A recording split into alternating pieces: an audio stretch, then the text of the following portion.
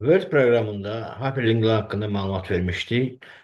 Hyperlinklər cari sənədlə digər sənədlər arasında link yaratmaq üçün istifadə edilir.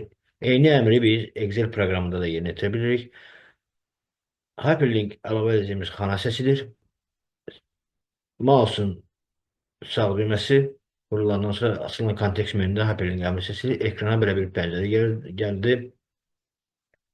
Eynilə Word proqramında bu pəncərə gəlmişdi.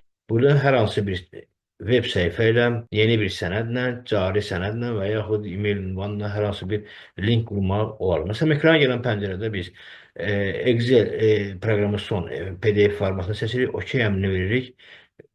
Biraz diqqətli izləyicilər görə bilərlər ki, Word proqramından fərqli olaraq bu Word proqramında linkin üzərində bir dəfə vurduq, gəldikdə Ctrl düyməsini vurub həmin linkin üzərində klik eləmək lazımdır. Burada isə birbaşa klik eləyib həmin fayl açılır.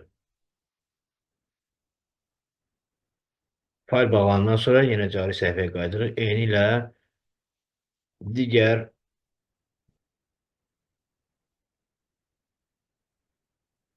faylı, məsələn Excel faylını ya Word faylını yerləşdirmək istəyirik. OK əmrini vurdu. Yenidə bir dəfə vurmaqla link qurulur və biz linkə keçirik.